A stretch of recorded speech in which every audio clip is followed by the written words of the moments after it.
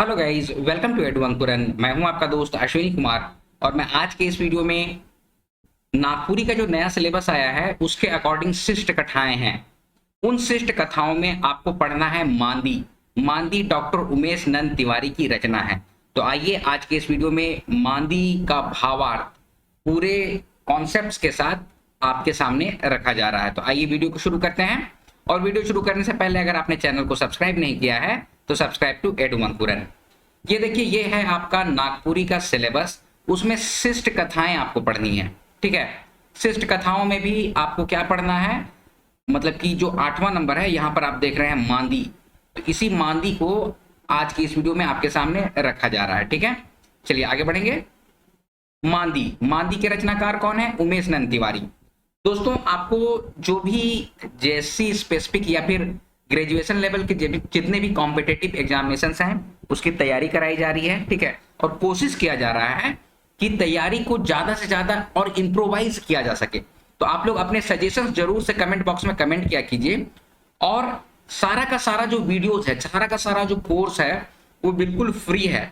ठीक है, तो आप लोग का जो इम्प्रूवमेंट हो, आपकी जो तैयारी हो वो औरों से अलग हो, उसके लिए सोच के रिसर्च करके काम किया जा रहा है और वीडियो अपलोड किया जा रहा है। ठीक है, तो आप लोगों का भी सहयोग चाहिए। वीडियो देखिए तो वीडियो को जरूर से लाइक किया कीजिए। ठीक है, शेयर कर दिया कीजिए और अपने सजेशंस कमेंट बॉक्स में जरूर से कमेंट कर दिया कीजिए। ठीक है, चलिए देखिए, मांदी कहानी जो है तो उसमें हम लोगों ने अभी एक नया पैटर्न आपके सामने रखने की कोशिश की है कि पहले आपको भावार्थ बता दिया जाएगा और उसके मुख्य पात्र बतला दिए जाएंगे और उसके बाद फिर कहानी को पढ़ा जाएगा।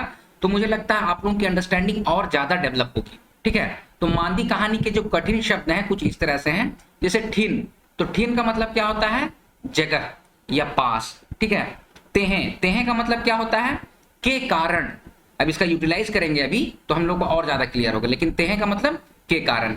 जुमटा, जुमटा मतलब कि झुंड जो होता है ना, जुमे हुए हैं लोग, तो उसी को जुमटा कहल गया है। ठीक है, टायर के, टायर का मतलब क्या होता है? किनारे करके। ठीक है, टायर के यहाँ पे जो लिखा हुआ है ना उसका मतलब होता है किनारे करके। आगे है ओठंगल या फिर ओटंगल लिखा हुआ रहता है। ठीक है, ओटंगल नहीं होगा, ओठंगल होता है। ठ, यहाँ पर ठ देख रहे हैं ना, तो ओठंगल होगा। ठीक है, तो इसका मतलब क्या होता है? किसी के सहारे टिकाना, तो उसी को कहते हैं ओठंगाना। जैसे कि सूप को फटक के भीत से ओठंगाए के रख दे। ठीक है, जैसे सूप है, जिससे सूप है ना, जैसे कि धान उन पटकते हैं, धान हो गया, चावल हो गया, तो उसको आपको रखना है मान लीजिए। तो आपकी मम्मी ऐसे बोलेगी, गांव में ऐसे बोला जाता है कि सूप के धान मन के फटक के भीत से ओठगाए के रख दी है, ऐसे करके बोला जाता है। ठीक है, ये हो गया ओठंगल। अब आगे है मंझिल तरिया। मंझिल तरिया का मतलब होता है मध्यम कद के जैसा। देखिए, मंजिल का मतलब हो गया मध्यम और तरिया का मतलब होता है के जैसा। ठीक है, और एक साथ अगर हो गया तो मध्यम कद के जैसे, किसी का लंबाई अधिक रहता है, कोई छोटा होता है। ठीक है, कोई मध्यम कद का होता है, तो इसीलिए मंझिल तरिया का यूज किया गया है। ठीक है, आई होप आप लोग समझे होंगे। चलिए आगे बढ़ेंगे। मुख्य पात्र जो इस मांदी कहानी के हैं वो अमृत है, सिपाही है, मांदी है और रंथू है। ठीक है, चलिए अब कहानी में हम लोग आगे बढ़ते हैं। अमृत कर बाइसिकल ठीक ओहे ठिन रोज मध्यम हो जाएला, इसन कैसे हो जाएला उन्नी जाने पारे। ओहे ठिन अंबा गच कर हेठे बैठल बुढ़िया के देख के ओकर गोड़ पैडिल में जोरे नी लगाए पारे। आज 10 से 15 बछर से ओहे सिलसिला चालू आहे। कई दिन नौकरी ते हैं पानी बरसाइत में उके जायक होए, मुदा कोनवे दिन बुढ़िया भी नी भेटाई होई, इसन आज तक नी होलक। आइजो बुढ़िया ओहे ठीना रहे, मुदा आइंदा दिन लखे एकला नहीं बल्कि एक जुमटा आदमी उके घेर के खड़ा रहे। ठीक है, अब यहां तक का मैं मीनिंग आपको बतलाता हूं कि यहां तक का मीनिंग क्या होगा। इसमें कहा जा रहा है कि अमृत का जो बाइसाइकिल है ना उसी जगह पे वह मतलब कि उसी जगह पे रोज मध्यम हो जाता है। ठीक है, और ऐसा कैसे हो जाता है वो अमृत को पता नहीं चलता है। अमृत एक पात्र है। ठीक है, कि अंबा गच कर हेठे, हेठे का मतलब होता है नीचे। अंबा पेड़ के नीचे एक बुढ़िया जो है वो बैठी रहती है और मतलब कि जो अमृत है ना उसका पैडल, साइकिल में पैडल मारते हैं ना, तो वही यहाँ पर पैडिल लिखा हुआ है, तो उसका पैडिल जो है ना वो पता नहीं काहे जोरे नहीं लगता है, आगे बढ़वे नहीं करता है। 10-15 साल से यही सिलसिला चालू है। कई दिन नौकरी ते हैं, नौकरी ते हैं मतलब कि नौकरी के कारण, नौकरी के सिलसिले से पानी बरसात में अमृत को जाना ही पड़ता है, ठीक है। और मुदा मतलब कि लेकिन कोई भी दिन बुढ़िया जो है वो नहीं भेटाती है, ऐसा आज तक होबे नहीं किया है, ठीक है। आइजो बुढ़िया ना वही थी ना, मतलब कि उसी जगह पर बैठी हुई है। मुदा आइंदा, आइंदा मतलब कि और दिन के जैसा, ठीक है। आइंदा का मतलब और दिन के जैसा, ठीक है। आइंदा हम लोग बोला जाता है कि आइंदा अब से ये काम नहीं होना चाहिए, मतलब कि आगे से ऐसा काम नहीं होना चाहिए, तो आइंदा बोला जाता है, ठीक है। तो आइंदा दिन लखे एकला नहीं बल्कि एक जुमटा आदमी उके घेर के खड़ा रहे। और दिन जो थी, जो बुढ़िया जो थी ना, और दिन अकेले रहती थी, लेकिन आज क्या है, बहुत सारे आदमी का झुंड उसको घेर के खड़ा हुआ है, ठीक है। अब आगे है, अमृत भीड़ देख के तो नी मुदा अपन रोज कर आतर कर चलते साइकिल के मध्यम करलक, तले फिर खड़ा करके भीड़ के टायर के हुलकलक।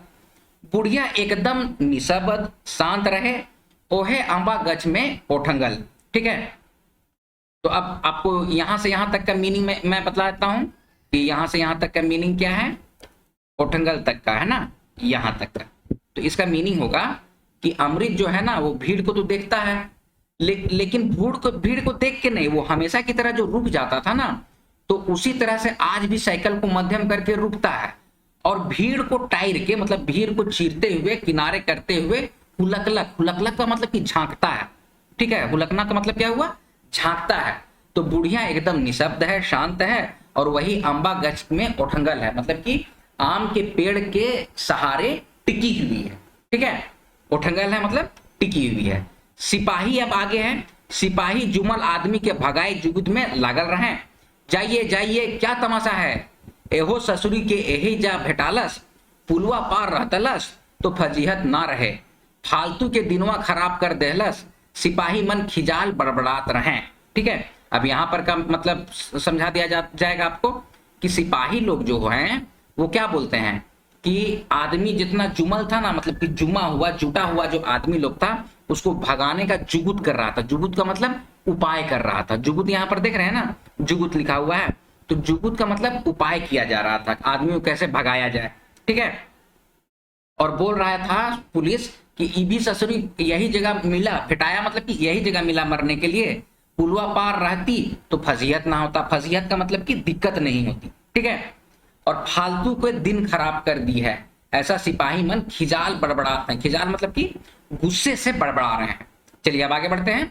बुढ़िया के ई सब से कोनो मतलब नहीं रहे, वो तो संसार कर पुल से पार हो जाए रहे। बूढ़ी जो थी ना, वो इस सब से कोई मतलब नहीं था, उसकी मृत्यु हो गई थी, इसी बात को यहाँ पर बताया जा रहा है। चलिए अब आगे बढ़ेंगे।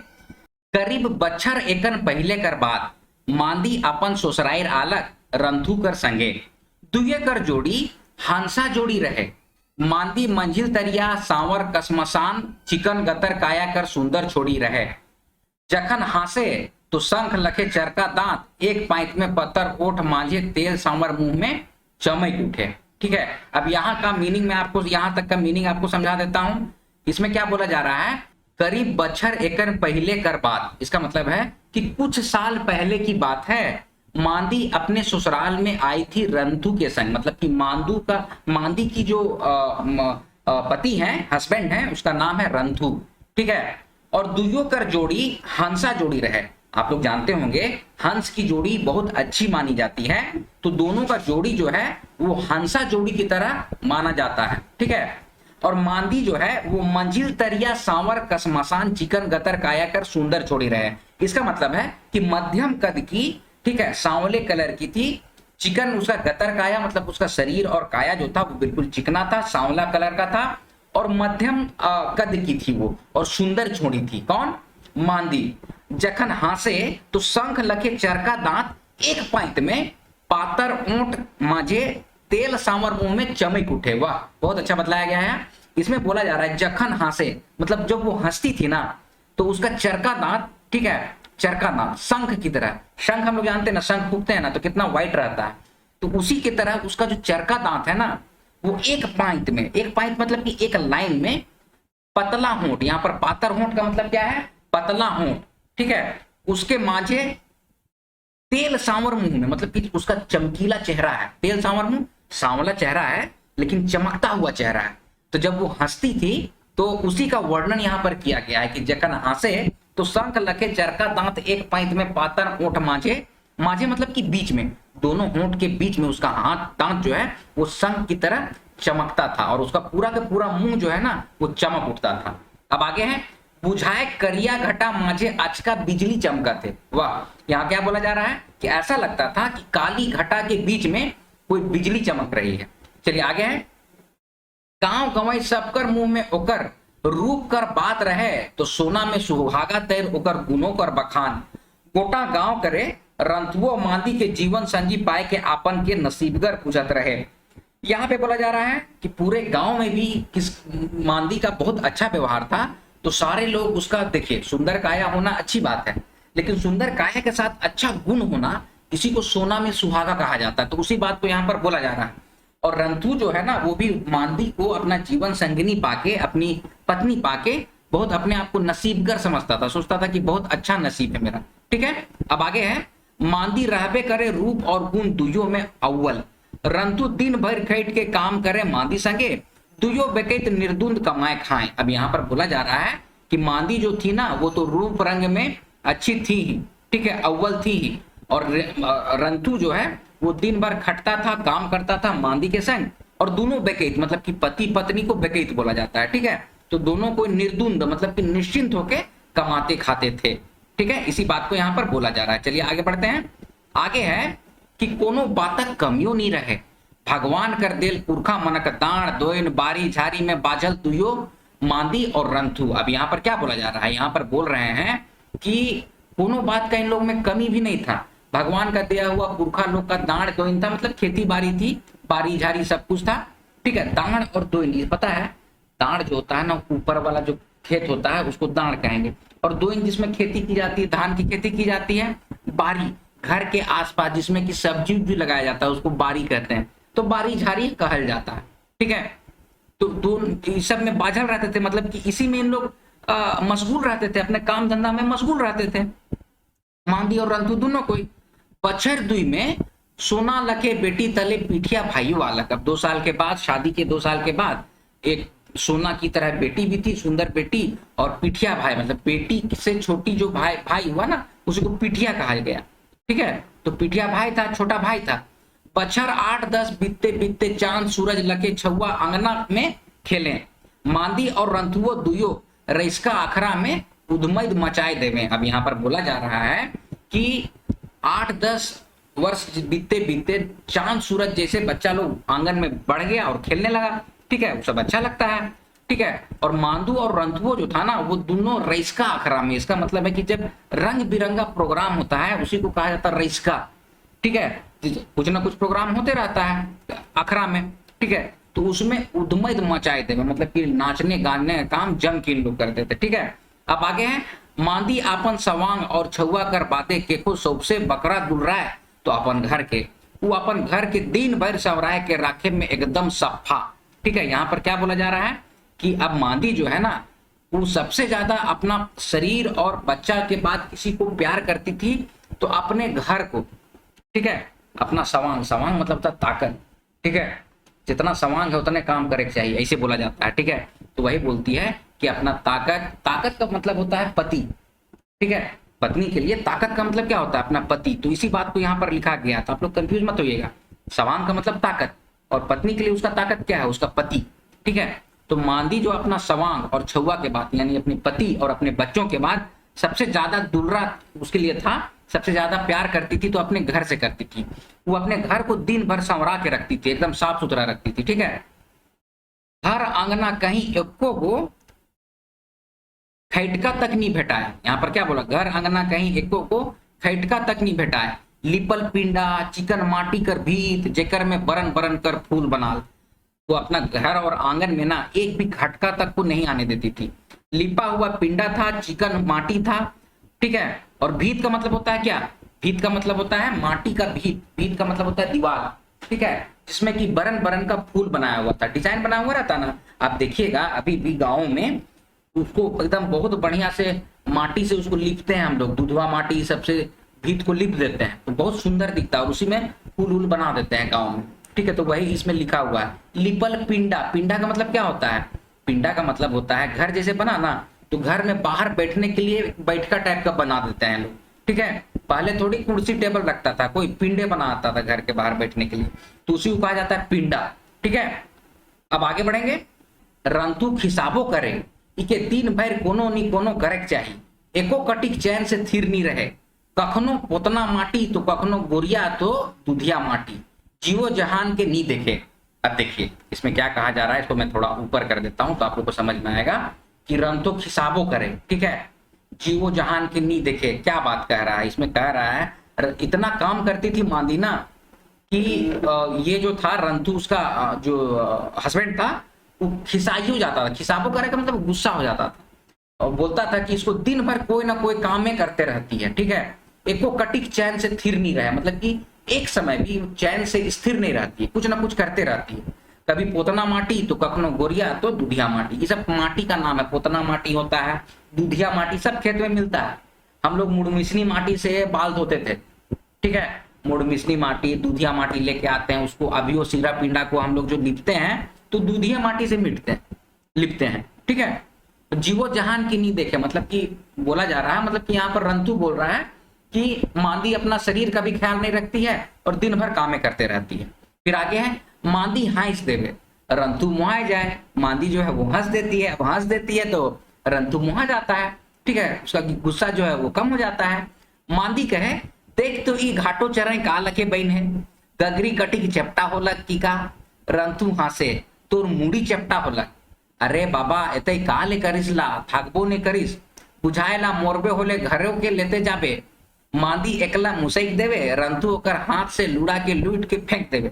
रंतु फिर कन्हो गेलक, मांदी घर का फंदा में बाझलक। अब यहाँ से यहाँ तक का मतलब हम बतलाते रहे कि मांदी जो है वो हंस देती है तो रंतु मुहा जाता है। मांदी फिर बहाना बनाती है कि देखो तो ये घाटो चराए, मतलब घाटो चराए बनाता है, लोग डिजाइन विजाइन बनाता है ना, कैसा बना है सो देखो तो। और उसके बाद फिर बोलती है देखो गगरी जो बना है, गगरी मतलब कि घड़ा, घड़ा जो बना है वो देखो थोड़ा चपटा हो गया का, ठीक है। तो रंतु हंसता बोलता है कि तुम्हारा मूडी चपटा हो गया, तुम्हारा सर जो है ना वो चपटा हो गया है, इतना काहे काम करती हो तुम, ठीक है। अब बुझाता है कि बुझाएला मतलब कि बुझाता है कि तुम मर जाओगी तो ये घरवों को अपने साथ लेते जाओगे, ठीक है। मांदी अकला मुसैक देवे, मांदी जो है वो थोड़ा मुस्कुरा देती है तो रंतु क्या करता है कि रंतु होकर हाथ से लूड़ा के लूट के फेंक देवे। लूड़ा मतलब क्या होता है? ये देखिए लूड़ा लिखा हुआ है यहाँ पे। लूड़ा का मतलब होता है कि मतलब पोछा। अभी के समय हम लोग जो पोछा मारते हैं ना, तो पहले के समय जब लिपते थे घर को, अंगना को, ठीक है, घर को स्पेशली, तो कपड़ा जो फटा हुआ कपड़ा उपड़ा रहता था ना, जिसको आज पोछा ओछा बना देता है लोग, तो उसी को हम लोग लूड़ा बनाते थे, ठीक है। तो आप इसको समझिए, पोछे टाइप का होता है लूड़ा, उसी से हम लोग लूटते हैं और लिपते हैं, ठीक है। तो लूट के लूड़ा को लूट के फेंक देता था रंतु फिर कन्हो गेलक, मतलब कि रंतु फिर कहीं गया, फिर मांदी जो है वो घर का फंदा में बाझलक, मतलब फिर से घर को सजाने में लग जाती थी, ठीक है। चलिए आगे है। ठावे ओहे रहे मुदा समय बदल गेलक, दुनिया कर नक्शा संगे मांदी, रंतु कर गांव कर नक्शा रूप चाइल चरित बदल गेलक। जहां रहे मांदी कर घर बारी दोइन खेत खरिहान, वहां रहे ना बड़का बड़का आदमी बड़का बड़का घर में। जहां रहे मांदी कर खेत वो अखनो आहे मुदा चिपाल आहे बड़का बड़का मशीन कर हेठे। सब में बदलाव आलक, बदल गेलक रंतु, बदल गए ओकर दुयो छुआ कि बदलाव में कहाँ हेजाए गए पता नहीं। मुदा केव नहीं बदलक तो ऊ रहे मांदी और ऊ अंबा कर गच, आखिर तक नी छोड़लक ऊ घर के अंबा कर रूप के। आइजो ओहे ओहे अंगना कर बाचल अंबा गच हेटे, बैठल रहे मांदी ईसन बुझाएला, ठीक है। अब इसमें जो है अब आगे है वो क्या कह रहे हैं, देखिए सब कुछ चल रहा है इस कहानी में बिल्कुल अच्छा, लेकिन अभी के परिवेश में क्या हुआ उसी को अब यहाँ पर बतलाया जा रहा है कि ठाव ओहे रहे। क्या बोला जा रहा है कि जगह वही था, ठीक है, जगह वही था लेकिन समय बदल गया है, दुनिया का नक्शा बदल गया है। मांदी रंतु का गांव का नक्शा रूप चाइल चरित्र सब बदल गया। जहां पहले घर बारी दोइन खेत हुआ करता था, अभी वहां पर बड़ा बड़ा बिल्डिंग है, बड़ा बड़ा उसको क्या बोलते हैं जी, मशीन का घर, मतलब उसको कारखाना है, ठीक है, बड़ा बड़ा कारखाना है, ठीक है। उसी बात को यहाँ पर देखिए, जो लेखक हैं वो इन भावनाओं को, जिस तरह से जंगल जमीन के लिए लोग लड़ाई करते हैं, आदिवासियों को आप देखते होंगे डिस्प्लेस कर दिया जाता है, ठीक है, उत्खनन के नाम पे, बड़ी बड़ी कारखाने लगाने के नाम पे, ठीक है। लेकिन आप सोचिए, कुछ पैसा देके हटा दिया जाता है, लेकिन जिस घर को, जिस आंगन को, जिस खेत बाड़ी को लोग अपना मतलब कि भगवान से भी बढ़ के जिसको पूजता है, उसको कैसे लोग छोड़ सकता है। तो उसी बात को यहाँ पर देखिए उजागर कर रहे हैं, ठीक है, कि जहां रहे मांदी कर खेत वो अखनो आहे, मुदा चिपाइल आहे बड़का बड़का मशीन कर हंठे। मतलब कारखाने में मशीन लगता है ना, तो उसी के जमीन पे कारखाना लग गया। सब में बदलाव अलग, बदल गेलक रंधु, बदल गए ओकर दोनों छुआ, रंधु बदल गया, उसका छुआ लोग बदल गया, ठीक है। और पता नहीं कहाँ हेजाए गए, हेजाए गए मतलब कि कहाँ भूल गए, गुम हो गए। हेजाए गए का मतलब कहीं ना कहीं पर वो गुम हो गए, ठीक है। मुदा क्यों नहीं बदलक, तो वो रहे मांदी और वो अम्बा कर गज, वो आम का पेड़ जो उसके आंगन में था, ठीक है, उसके घर के आंगन में, और मांदी ये बदली नहीं है, ठीक है। आखिर तक नी छोड़लक वो, आखिरी तक वो नहीं छोड़ी वो अम्बा का पेड़ में, ठीक है, घर के अम्बा का रुक के, ठीक है। आइजो ओहे अंगना कर पांचल अम्बा का छटे, बैठल रहे मांदी ईसन बुझाएला। आज भी लेखक को ऐसा लगता है, ठीक है, कि मांदी जो है उसी आम के पेड़ के नीचे बैठी हुई, ठीक है। तो ये है दोस्तों मांदी कवि जो रचना है उसका भावार्थ। आई होप इसको आप बहुत अच्छे तरीके से समझ गए होंगे। कुछ भी डाउट्स है, कुछ भी कंफ्यूजन है, comment section is open for all. ये नया इनिशिएटिव, नए तरीके से पढ़ाने का कोशिश किया गया है, आप लोग बताइए आप लोग को कैसा लगा, ठीक है। और कोई भी डाउट है, सजेशन है, तो डेफिनेटली आप लोग कमेंट सेक्शन में कमेंट कीजिए। वीडियो को ज्यादा से ज्यादा आप लोग लाइक कीजिए, आपका लाइक बहुत महत्व रखता है हम लोगों के लिए, ठीक है। लाइक कीजिए, वीडियो को ज्यादा से ज्यादा शेयर कीजिए। इसका जितना भी एमसीक्यूज बनेगा उसको बहुत जल्द अपलोड कर दिया जाएगा, ठीक है। और इसी तरह की वीडियोस पाने के लिए एडू अंकुरन चैनल को सब्सक्राइब कीजिए। मिलते हैं अगले वीडियो में, तब तक आप लोग अपना ख्याल रखिए। जय हिंद।